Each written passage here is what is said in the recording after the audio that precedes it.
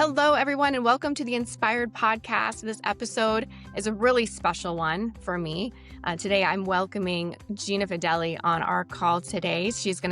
We're having a really great discussion about what it takes to be a true operator in a business. And as a founder, how does that relationship with that key COO, how does that work in a way that is super successful and brings out the best in everyone? So I'm so excited to have Gina on this episode today. Gina is a strategic leader who effectively drives vision with operational efficiency and role clarity amongst any founder's team. Having served as a strong COO herself and an owner of a global solutions provider prior to founding her company, P3 Transformation, Gina knows which levers to pull to profitably move businesses forward. This is a fantastic topic, very important for many of our women listeners who are building businesses as entrepreneurs on their own right, or perhaps, in corporate, imagining that moment that they can move over to be in that position of full-time founder. This is going to be a very insightful conversation for them. So thank you so much, Gina, for joining me today. It's so great to have you here. It's wonderful to be here. So thank you for inviting me, Andrea. And full disclosure, we worked together. So I feel like I know a little bit about what it is, not a little bit, but a lot about what it is that you do so effectively across a multiple of my businesses. So I love the fact that we have you on today, that you and I can talk a little bit about that, what has worked, and also more broadly, what you're seeing out there with the different types of businesses that you're serving, and how women sometimes we get in our own way. Sometimes we do our best with what we have, and sometimes the industry is just not shaped for us. And sometimes it's not. It doesn't quite fit exactly all of the beautiful feminine energy that we bring. So I'd love to unpack some of those topics with you too. So let's get started. So tell me a little bit, Gina, about your background, because one of the things that I think is so interesting about your experience is that you have worked in some industries that are very male dominated. Tell our audience a little bit about your experience and how you kind of got to where you are now, and what was that like for you, in a man's world? So it's interesting because the industries that I've worked in have been male dominated. So I was a chief operating officer and business partner for a managed service provider and did that for 8 years. After that, at the end of that, I should say, is when I decided it was time to go out on my own because I wanted to do things differently. And that's when I started P3 Transformation. And it was definitely a journey in learning to be a woman, a leader with 100 people reporting to me, obviously in tiers, not all directly, but 90 of them being men. So wow, 90. I was managing 90%. I was managing up to men, and my team was really all men because it was the tech space. Right. So how was that for you?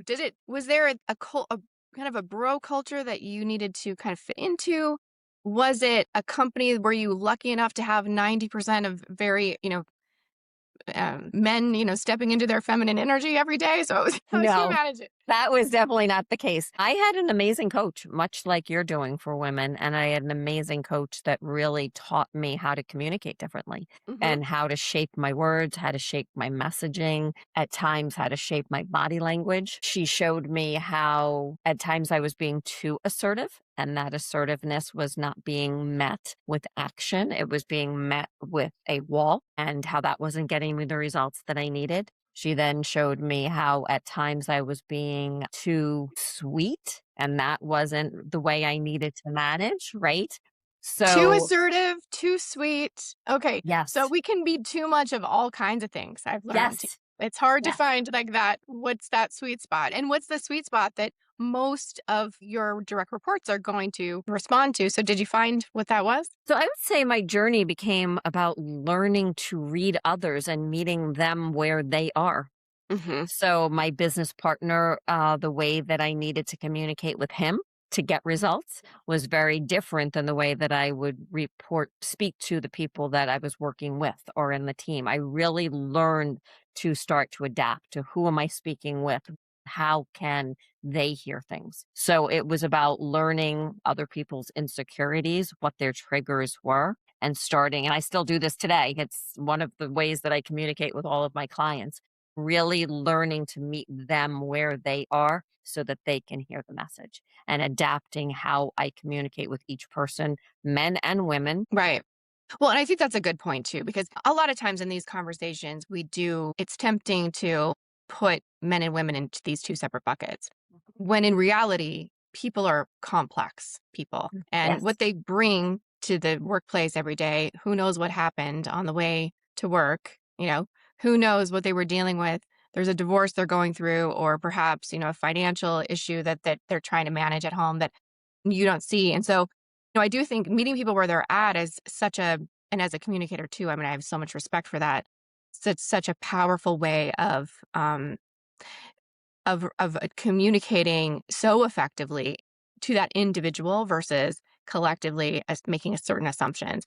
I think that does require a lot of emotional intelligence, a lot of emotional balance, even within yourself, though, to be able to recognize where the need is with that individual. Was there work that you did on yourself that kind of helped you get to that place? So, a couple of things that you hit on just to address all of them. The one thing is, I always remember that people are humans before they're employees.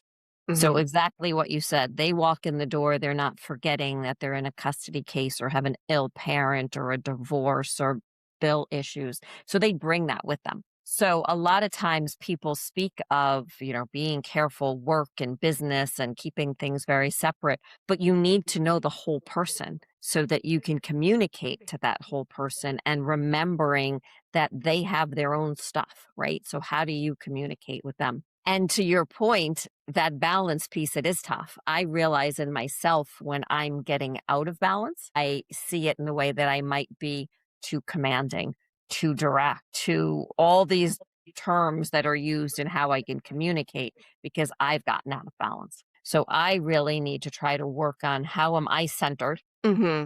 to be present in the conversation with the person that I'm with and remember that they're dealing with their own stuff. And sometimes it's remembering just how to ask for something because some people don't want to be told. Most people don't want to be told. They want to be asked and they want to be consulted and they need to feel valued. All things that we all feel, men and women. Sure. So remembering to come from that place and remembering where they might be present at the time. Often we're working with people and they have their own insecurities or they feel like they're failing or they're feeling that like they're not doing what they need to do. So you don't want to amplify that. You want to get them out of that insecurity if you can and make them feel valued and appreciated. And then you could get more results from them. And it's that open listening. Yeah. No, that's so true. The imposter syndrome, the insecurity that often slips in a work environment, we don't talk about often. And I mean, we talk about in founders, in my circles with founders, we do talk about it. Imposter syndrome. If you're growing something and if you get into a certain level, how do you get to the next level? You got to work through that. But in a corporate environment, it comes up too, for sure. You've got someone, maybe an employee who's looking to be promoted and, am I good enough?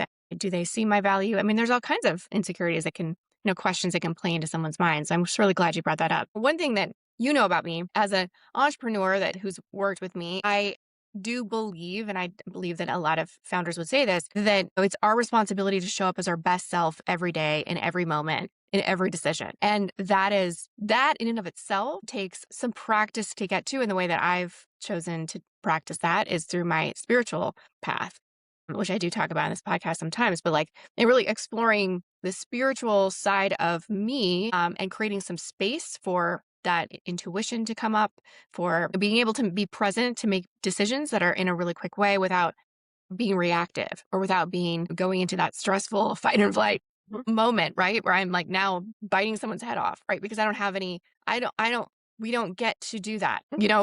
That's not, if we do, it can be very damaging. So maybe tell me a little bit about, and we've talked about this. I mean, you know, I'm a little bit woo woo. Mhm. Do you find that other founders that you work with are as well? Can you tell if they are? Do they practice that spirituality at all? They're all different. They're all different, but they're coming to the table with their stuff, right? Hmm. So I have one CEO that I know when he's getting really stressed, I can hear it in the way he's speaking. And I know some of the personal things that may be coming up for him that he's referencing just because I can pick it up in his tone and some of the words that he chooses. So I won't necessarily hit on what I know is the core of it, but I'll be mindful in how I will walk him or work him through that scenario because it's based upon what's coming up for him. With you, I know I've said to you at times, okay, this is something you might need to process. So step away, think about it, come back, go to a yoga class and come back for it. Go And put your feet in the grass. I think put you've your told me feet in to the do grass before. and get grounded. Yes. So it is understanding that piece for each person and understanding what's coming up for them. Even there was somebody that I was just working with. We just did everybody gets half a Friday off. And this one gentleman said, no, thank you. I don't want it. And his manager was explaining to him, but this is what we're doing for you.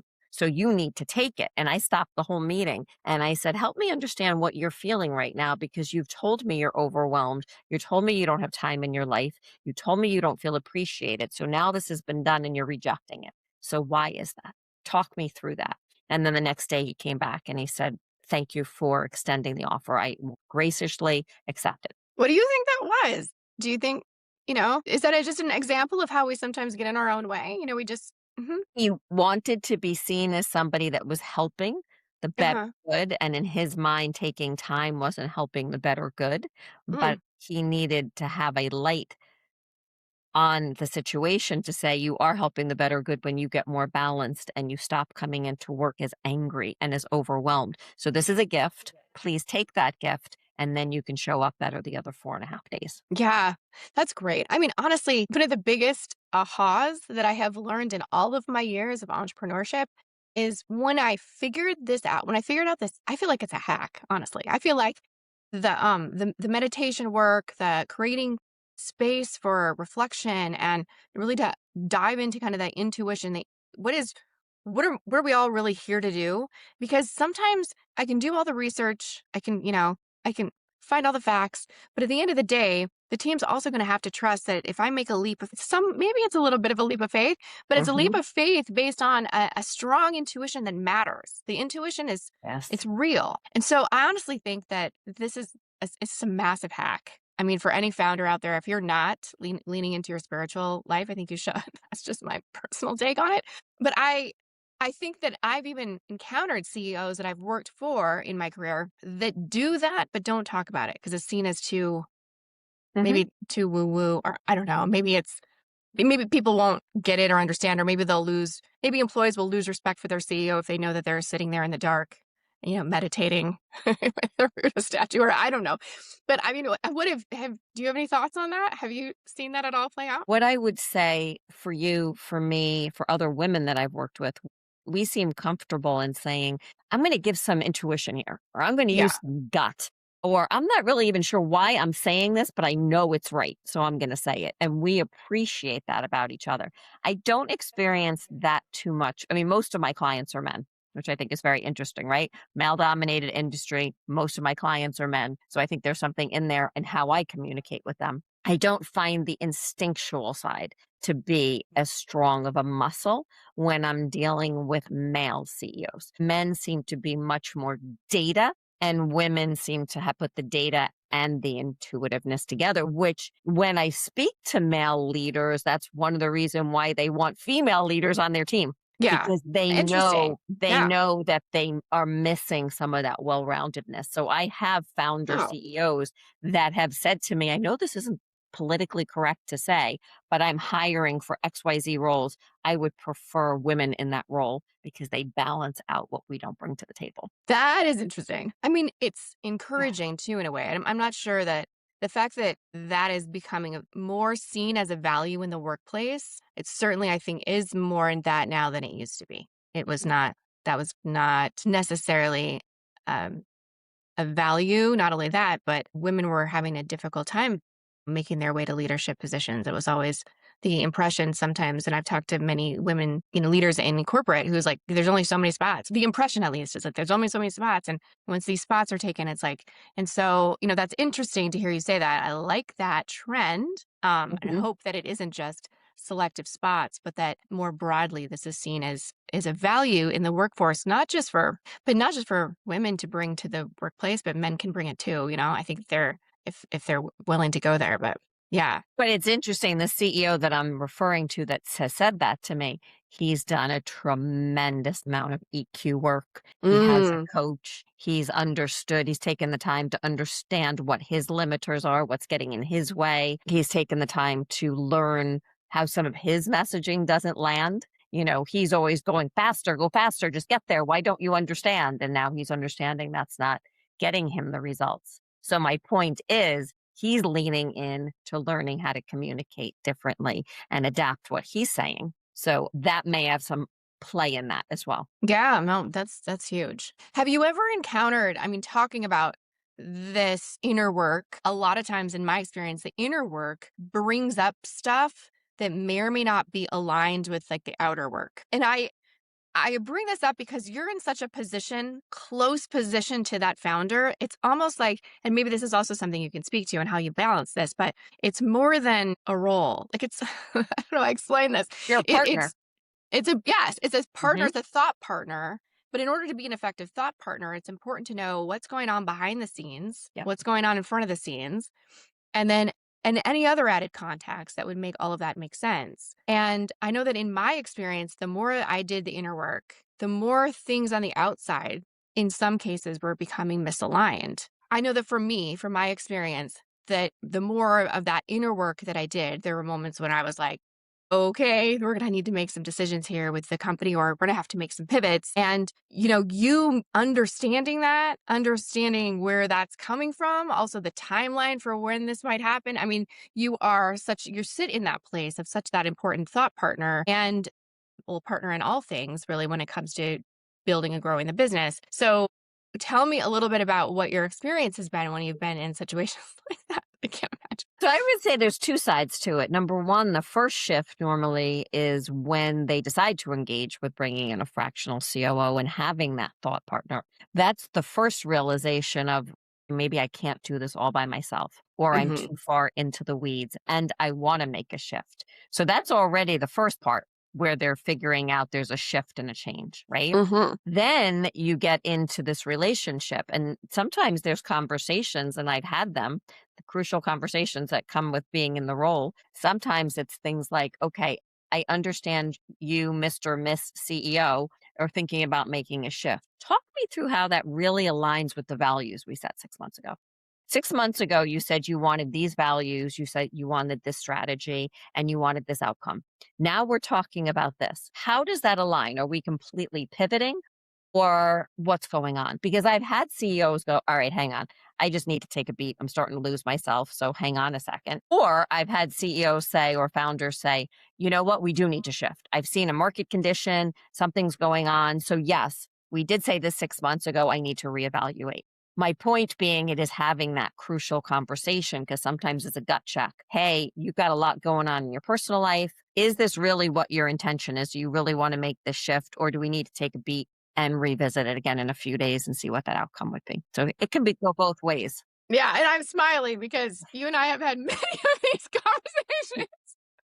So, so yes, many of these conversations, and you've had great patience with me as my intuition brings up the next thing that's about to happen. Yeah, I can. That's so key. I mean, having any founder who doesn't have that tight, relationship with that COO or that chief of staff or whatever you want to call that role is like that is so critical for growth. I think if you're listening and you don't have that role in place, really think about that and really, really consider what that would look like to help grow your business. It's not just grow, but like I think for me too, it's growth, but there's blind spots that we all have. Having someone in a position that is seasoned enough to be able to be like, bring up the hard questions sometimes, or wait, sometimes you don't want to. Some of the things you don't want to hear, but that need to be said. So key. And Yeah. the other part that I would highlight is that women are born collaborators. Yeah. Oh, Right? true. So women like to get in and talk about it and get a different perspective and hash it out and understand. So if you don't have that, if you're running the business as a CEO and founder and everybody in the company is reporting to you, a couple of things can happen. One, you're not getting the perspective. So Hmm. you're not maybe making the best decisions. Two, maybe you're bringing it home, probably not the best place for it. Or three, you're sharing it inappropriately with people that shouldn't be shared with. Oh, And that's a good. that happens a lot off that Yeah, happens that's a good often. point. Sure. Yeah, it's such a good point. I wanted to address something else that I think I've heard you talk about this, and you had a LinkedIn post recently, one actually that you talked about, you just posted about that plays a little bit into this relationship, but like that idea of, strong leaders and, there takes a level of, I think, humility, I think, maybe to do this, strong leaders really needing to understand all aspects of each other and the complexities of what we bring, because we're not just who we are when we show up to work. We're not just who we are.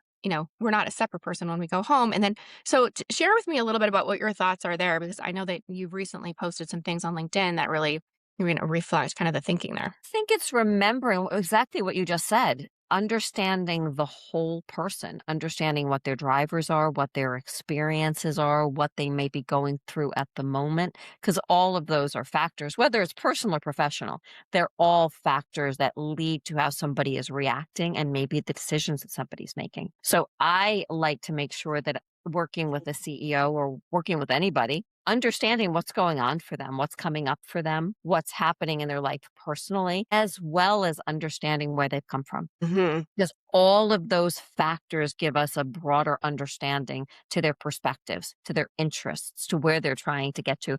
Some people are trying to build a business because money is really important to them because they grew up never having it. Somebody else is trying to build a business because they want to make a difference in the world, and it's not about money. You have to understand why are they doing what they're doing to best support them. And I think it goes the other way too, right?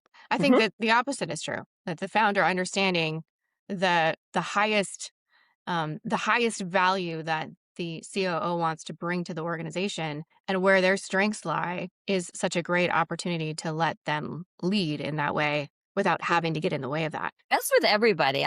I always use the phrase, what's your unique brilliance? So asking someone who's amazing at communications to spending time analyzing data, is that really where their unique brilliance is? Is that where they should be spending their time? So let's leverage people for what they're uniquely brilliant at. You're going to get the passion. You're going to get better outcomes. You're going to get people that are, the company or the environment where people start speaking of we, not you need, you want, we're doing this because you're having people in doing what really feeds their soul. I want to bring up something that, you and I experienced kind of earlier on in our relationship that kind of relates to that I think is common. So just want to put this out there for anyone who might be in this situation or might be considering this. But when you came on, you're in the operations. You are in it. You see the systems, you see the structures, the people that are going to be necessary to get this through to the end on time and on budget.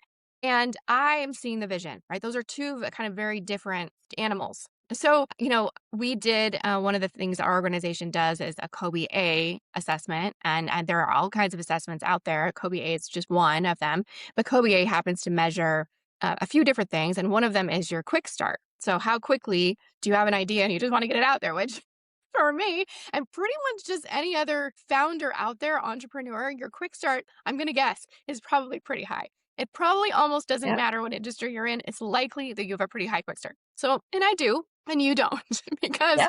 because it's about the method of getting it done on time, on budget, in a way that is very predictable, that is effective and efficient. And so there's many considerations along the way of Mhm. that.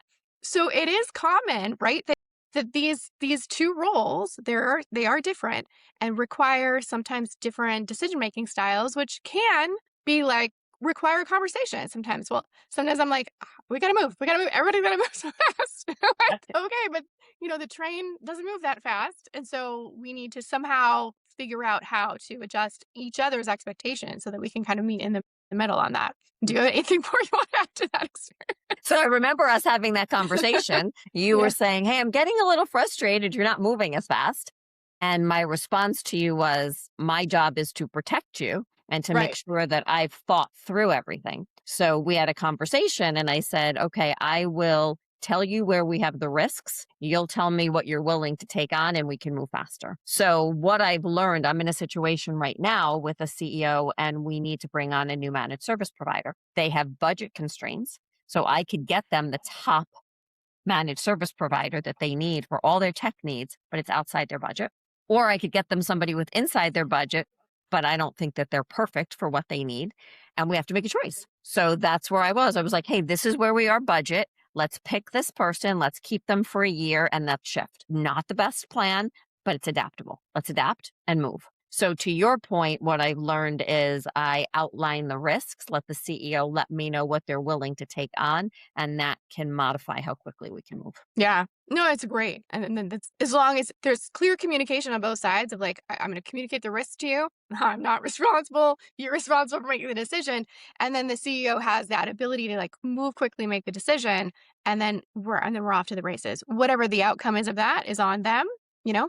But yeah, I think I think at the end of the day, it's also just recognizing, like, going back to like different skill sets, different strengths that we all have and that we bring into the organization. But I mean, I think that's a really high profile or a high level one that it can be really good or it could be really frustrating. But knowing that, knowing and going into that relationship ahead of time, I think with everything you just said, I think is fantastic insight for somebody who's, considering bringing on that second into their business. And I would add, if you're thinking about bringing the second into your business, you want to think about where, like, I consider myself to be a people COO, people Hmm. first and foremost. So I focus on people. How can we develop them? Are they in the right seats?